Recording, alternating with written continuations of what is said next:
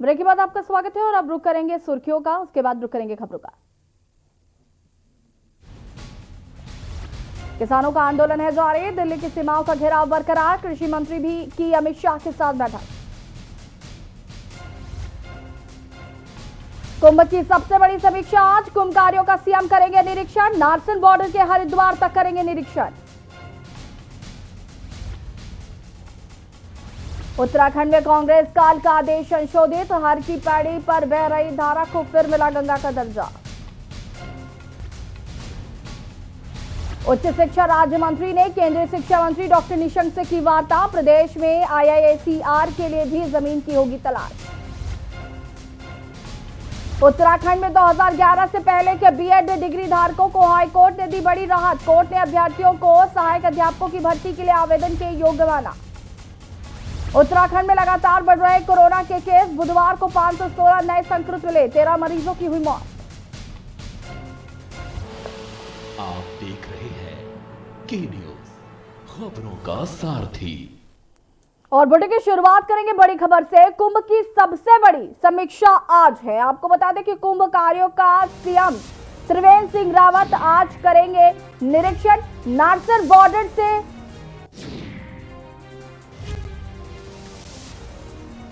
ये खबर आपको बताएंगे, लेकिन उससे पहले किसान आंदोलन पर बात कर लेते हैं। किसानों के साथ सरकार की बातचीत शुरू हो गई है, विज्ञान भवन में ये बातचीत हो रही है। किसानों के साथ सरकार की बातचीत शुरू हुई,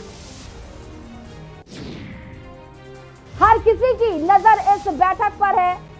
इससे पहले जब ये बैठक हुई थी तो बेनतीजा साबित हुई थी, और इस बार ये देखना है कि क्या सरकार किसानों की बात मानती है या किसान सरकार की बात मानते हैं।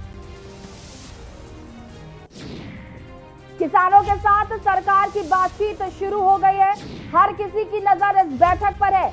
8 दिन हो गए हैं, आज 8वां दिन है किसानों के आंदोलन का, और यदि आज भी ये बैठक जो है बेनतीजा निकली तो किसानों ने दिल्ली को कूच करने की बात कही है, और 5 तारीख को सभी किसान दिल्ली कूच कर जाएंगे।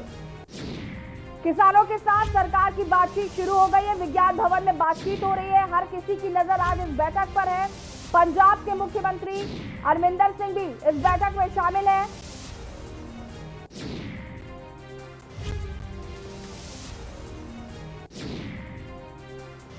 किसानों के साथ सरकार की बातचीत शुरू हो चुकी है। आपको बता दें, विज्ञान भवन के अंदर जो 35 संगठन हैं उनके अलग अलग जो किसान नेता है वो यहाँ पर मौजूद है, प्रतिनिधि मंडल जो है वो मौजूद है। विज्ञान भवन में सरकार और किसानों के बीच बातचीत शुरू हो गई है। किसानों के साथ सरकार बातचीत कर रही है। इससे पहले भी एक बार बैठक हुई थी किसानों के साथ, लेकिन वो बेनतीजा निकली थी। लेकिन इस बार किसानों ने साफ कह दिया है कि यदि ये बैठक भी बेनतीजा साबित होती है तो किसान दिल्ली कूच कर जाएंगे। आंदोलन का आज 8वां दिन है। आपको बता दें, किसान आंदोलन का आज 8वां दिन है, और कहीं ना कहीं किसान भी अब ये चाहते हैं कि इस समस्या का समाधान जल्द से जल्द निकल जाए। लेकिन यदि आज ये बैठक बेनतीजा निकलती है तो किसान दिल्ली कूच करेंगे। किसानों ने आगे की रणनीति भी तैयार की हुई है। विज्ञान भवन में सरकार और किसानों के बीच बातचीत शुरू हो गई है। किसानों के साथ सरकार की बातचीत शुरू, और सभी की निगाहें इस बैठक पर टिकी हुई है कि आखिर क्या समाधान निकल पाता है। मुख्य बिंदु किसानों का एमएसपी को लेकर रहा, और जो 3 बिल सरकार द्वारा लाए गए उन 3 बिल का विरोध कर रहे हैं किसान। आपको बता दें, किसानों ने उन बिल को काला कानून बताया है और उसका जमकर विरोध कर रहे हैं। उसी को लेकर आज यहाँ पर बातचीत हो रही है सरकार और किसानों के बीच। किसान जब 26 नवंबर को बॉर्डर पहुंचे थे तो उन्होंने ये साफ कर दिया था कि हम आर और पार की लड़ाई लड़ने आए हैं, और यदि हमारी समस्या का समाधान नहीं निकलता है हम ये लड़ाई जारी रखेंगे। और इसी खबर पर हमारे साथ ब्यूरो चीफ अमित दुबे जी जुड़ चुके हैं। अमित जी, विज्ञान भवन में सरकार और किसानों के बीच बैठक शुरू हो गई है, और पूरे देश की निगाहें आज इस बैठक में, क्योंकि इससे पहले जो बैठक हुई थी वो बेनतीजा रही, और कहीं ना कहीं किसानों ने जिस तरीके से साफ कर दिया था कि अगर आज बैठक बेनतीजा रहती है तो वो दिल्ली कूच कर देंगे। जी बिल्कुल, देखिए बैठक में सबसे बड़ी बात कि तमाम यूनियन के लोग शामिल हुए, चाहे यूपी की बात करें, पंजाब की बात करें, हरियाणा की बात करें। और अब बैठक शुरू हो चुकी है। जो किसानों ने, जो सरकार ने प्रस्ताव मांगा था कि किन किन चीजों को लेके किसानों को आपत्ति है, उसकी लिस्ट पूरी तैयार हो चुकी है। और वो लिस्ट जो है यहाँ पे कमेटी के सामने रखी जाएगी, खासतौर पे सरकार के सामने, और अपनी मांग मनवाने के लिए किसान प्रयास करेंगे। हमारी जब बात हो रही थी तो किसानों का कहना था कि उम्मीद है कि मामलों का हल निकलेगा। अगर कुछ चीजें भी बनती हैं तो आगे जाके उसे सोचा जाएगा, विचार किया जा सकता है। हालांकि अब पिछली बार 35 यूनियन शामिल हुई थी, इस बार 50 से ज्यादा लोग जो है वो इसमें शामिल है।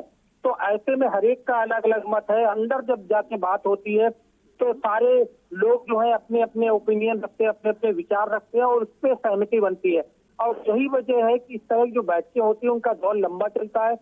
और किसान भी प्रयासरत है कि कैसे समस्याओं का हल निकले, खासतौर पर एमएसपी को लेके, या जो असीमित स्टॉक की बात कही जा रही है उसे लेकर, तो तमाम सारे मुद्दे जो किसानों ने लिस्टेड की है, और उन सारे विषयों पे आज बात होगी। जी अमित जी, इससे पहले 3 बैठक हो चुकी हैं और उसमें कोई हल नहीं निकला, और किसानों ने जो है आगे की रणनीति भी तैयार करके पहले से ही रखी हुई है। जिस हिसाब से किसान नेताओं ने कल प्रेस कॉन्फ्रेंस की थी और वो उसमें स्पष्ट कर दिया था कि यदि आज हो रही बैठक बेनतीजा साबित होती है तो 5 तारीख और 7 तारीख की तिथि उन्होंने नियत की थी। 5 तारीख को जिस हिसाब से कहा था कि हम पुतला दहन करेंगे, एक देशव्यापी प्रदर्शन यहाँ पर किया जाएगा, और 7 तारीख को जिस तरीके से सैनिक और जो खिलाड़ी अपने नेशनल अवार्ड वापस करने की बात कर रहे थे तो उन्होंने आग्रह किया था कि और भी लोग अपने नेशनल अवार्ड्स को।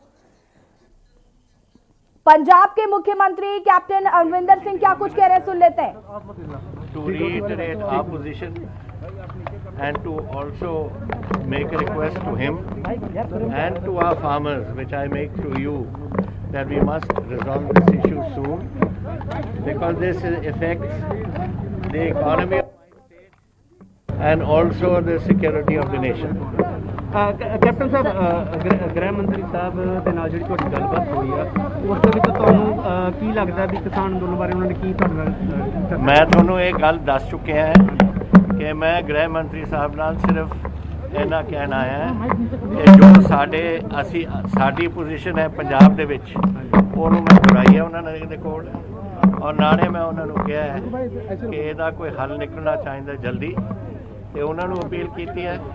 ਔਰ ਆਪ ਦੇ ਰਾਹੀਂ ਮੈਂ ਅਪੀਲ ਕਰ ਰਿਹਾ ਪੰਜਾਬ ਦੇ ਕਿਸਾਨਾਂ ਨੂੰ ਵੀ ਕਿ ਇਹਦਾ ਹੱਲ ਆਪਾਂ ਜਲਦੀ ਕੱਢੀਏ, ਕਿਉਂਕਿ ਪੰਜਾਬ ਦੀ ਆਰਥਿਕਤਾ ਤੇ ਵੀ ਅਸਰ ਪੈ ਰਿਹਾ ਹੈ ਔਰ ਨੈਸ਼ਨਲ ਸਿਕਿਉਰਿਟੀ ਤੇ ਵੀ ਅਸਰ ਪੈ ਰਿਹਾ ਹੈ।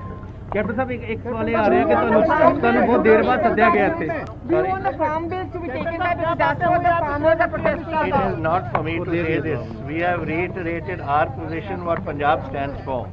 And now it is discussion is going on between Government of India and the farmers. That's the message. So Badal alleges that you're actually negotiating with the government on this, and there's a kind of a trade-off between you and the Modi government.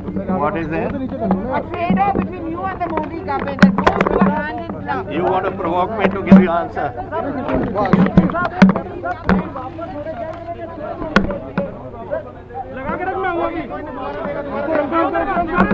जिन्ना कहना सी कह।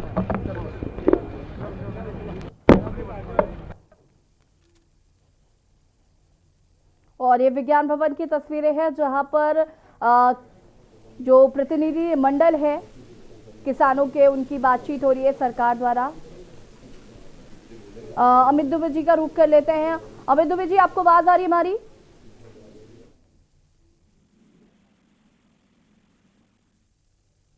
अमित दुबे जी, आवाज आ रही है आपको? जी बिल्कुल आ रही।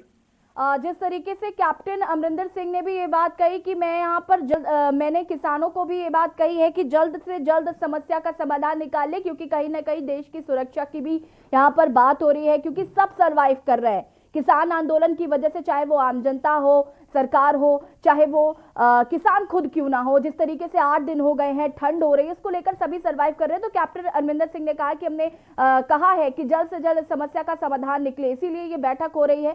जिस तरीके से हम पहले सवाल में बात कर रहे थे, किसानों ने अपनी आगे की रणनीति तैयार कर ली है हमें, तो कहीं ना कहीं अगर आज ये बैठक बेनतीजा साबित होती है तो आने वाले समय में बहुत समस्याएं होने वाली है।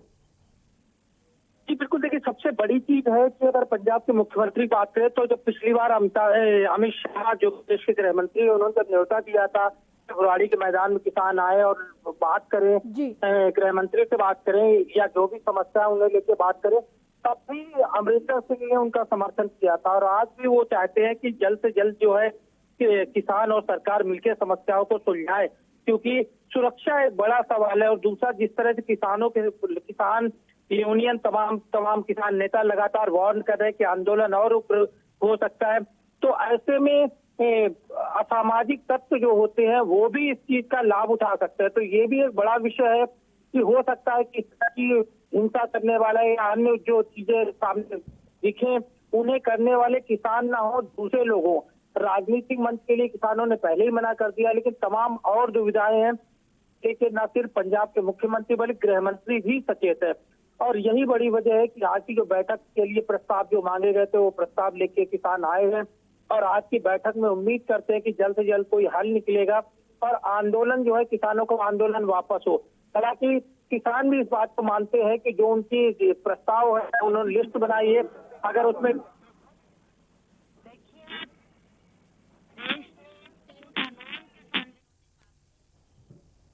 अमित जी, आपकी आवाज हम तक स्पष्ट रूप से नहीं आ रही है।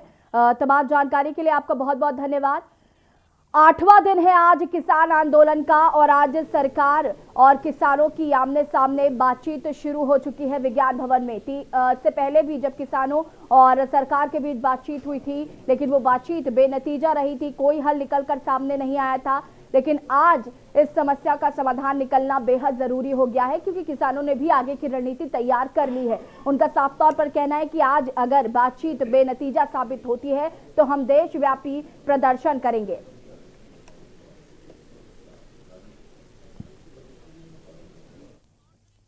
और अब रुक करेंगे खबरों का। कुंभ की सबसे बड़ी समीक्षा, आज बड़ी खबर आपको बता रहे हैं। कुंभ कार्यों का सीएम करेंगे निरीक्षण।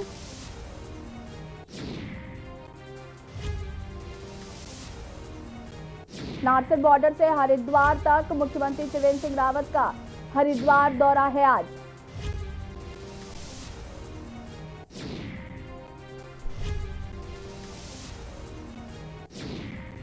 मेला भवन में लेंगे कुंभ कार्यों की पर बैठक। हर की पौड़ी के सौंदर्यीकरण की करेंगे चर्चा।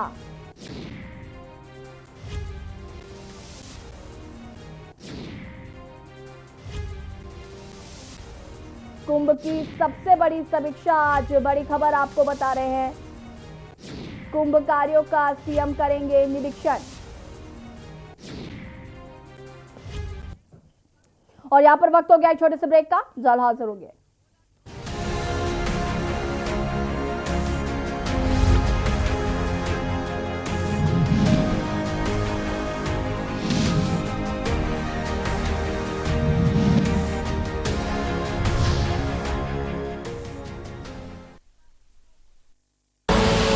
आप देख रहे हैं के न्यूज, खबरों का सारथी। देश के प्रधानमंत्री नरेंद्र मोदी जी के द्वारा घोषित राष्ट्रीय गोकुल मिशन योजना के अंतर्गत राष्ट्रव्यापी कृत्रिम गर्भाधान कार्यक्रम उत्तराखंड राज्य में जोर शोर से संचालित हो रहा है। इस योजना के तहत पशुओं का उच्च आनुवंशिक गुणवत्ता के सामान्य वीर्य से पशुपालकों के द्वार पर निशुल्क कृत्रिम गर्भाधान किया जा रहा है।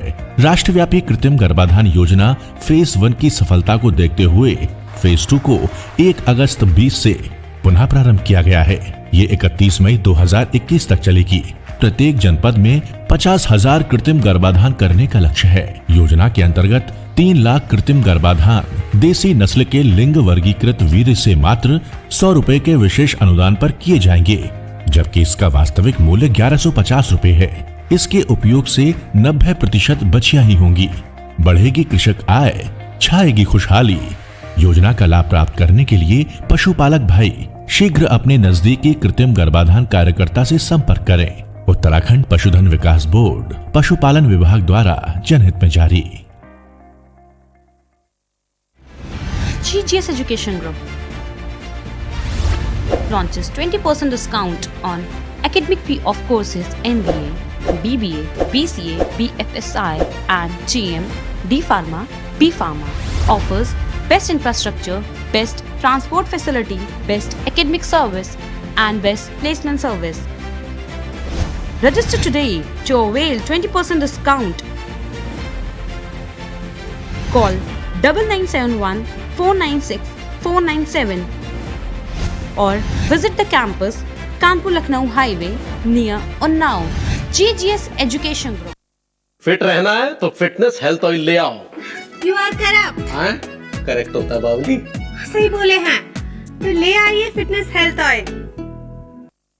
खुदी को आजमाया है तो ये अंदाज आया है, खुदी को आजमाया है तो ये अंदाज आया है। तुम में भी मैं हूं, शुद्ध प्लस पान मसाला। आप देख रहे हैं के न्यूज, खबरों का सारथी।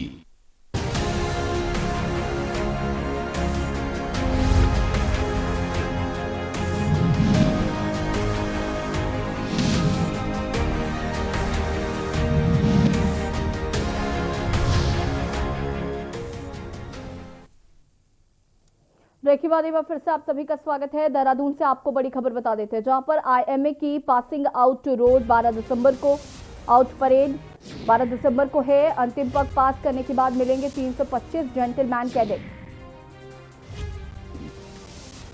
मित्र राष्ट्रों के 70 कैडेट भी होंगे पास आउट।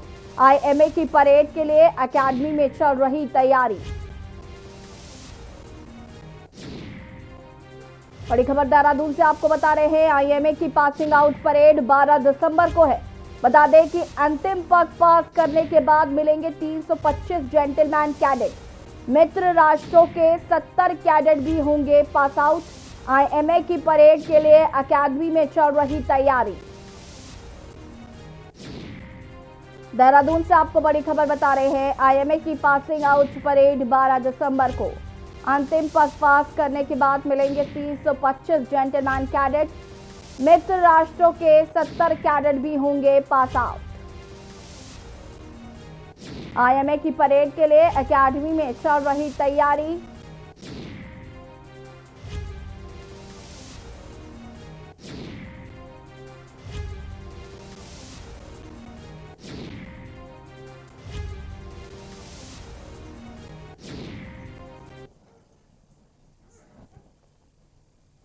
मंगलौर के नारसन पहुंचे मुख्यमंत्री त्रिवेंद्र सिंह रावत ने नारसन बॉर्डर का निरीक्षण किया। साथ ही महाकुंभ के दौरान आने वाले यात्रियों के कोविड टेस्ट का जायजा लिया। इसके बाद उन्होंने मंगलौर, रुड़की, देहरादून और हरिद्वार जाने वाले बाईपास के निर्माण कार्य का भी निरीक्षण किया। उन्होंने कहा कि उत्तराखंड सीमा पर प्रवेश करने वाले यात्रियों का कोरोना टेस्ट किया जाएगा। महाकुंभ तक दोनों बाईपास तैयार हो जाएं, इसके लिए एनआईएच के अधिकारियों से बातचीत भी की गई। साथ ही उन्होंने जिलाधिकारी और सीएमओ से कोविड टेस्ट की जानकारी भी ली।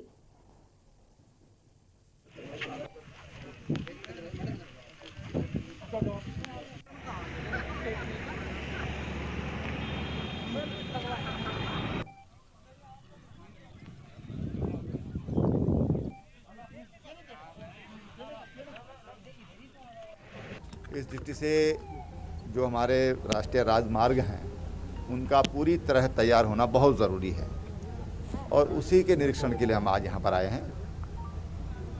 सही समय पर सड़कों का निर्माण का कार्य संपन्न हो जाए ताकि कुंभ निर्बाध संपन्न हो सके। तो एनएचआई के जो हमारे अफसर हैं उनके साथ आज यहाँ पर भ्रमण पर हैं हम लोग। उत्तराखंड के नए डीजीपी अशोक कुमार, जहां एक तरफ डीजीपी बनने के बाद पुलिस की समस्याओं को दूर करने में जुटे हैं, तो वहीं लॉ एंड ऑर्डर को लेकर डीजीपी अशोक कुमार सख्त नजर आ रहे हैं। उन्होंने साफ कहा कि पुलिस जनता के साथ पूरी तरह सहयोग करे। अगर पुलिस की तरफ से जनता के प्रति दुर्व्यवहार करने की कोई शिकायत मिलेगी तो ऐसे पुलिसकर्मियों के खिलाफ सख्त कार्रवाई की जाएगी। इतना ही नहीं, डीजीपी अशोक कुमार ने कहा कि अगर कोई पुलिसकर्मी अपराधियों के साथ मिलीभगत करता है या फिर रिश्वत लेता है तो उसे पुलिस में रहने का कोई अधिकार नहीं और ऐसे पुलिसकर्मी या अधिकारी को किसी भी कीमत पर बख्शा नहीं जाएगा और वो खुद ऐसे मामलों का संज्ञान लेकर कार्रवाई करेंगे।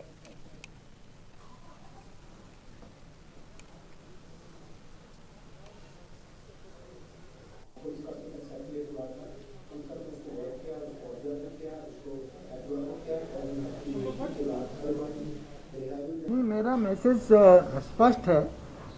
आप मैंने अपने वीडियो में भी बोला है, मैं साफ कहता हूँ कि अगर कोई भी पुलिसकर्मी किसी अपराधी से किसी भी तरह का करप्शन करता है या मिली भगत करता है तो उसको वर्दी पहनने का अधिकार नहीं है। तो अगर ऐसे केसेस हमारे नॉलेज में आएंगे तो उनके विरुद्ध कठोरतम कार्रवाई की जाएगी।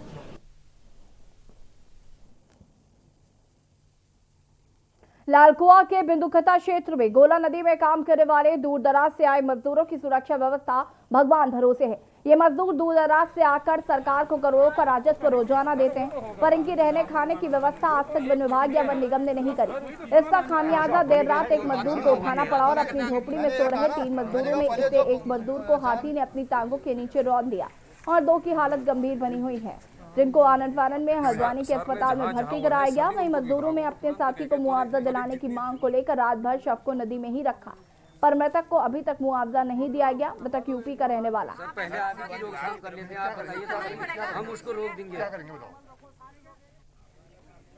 सर 4 हाथी थे, 4 हाथी थे, पीछे से आए और एक आदमी सो रहा था अंदर, तो एक आदमी को इधर फेंका है और एक आदमी को उधर और एक आदमी को पीछे फेंका है और एक आदमी को नाम भुटेली है उसको मार दिया है। को रोकने के लिए रोकथाम करनी चाहिए निगम वालों ने।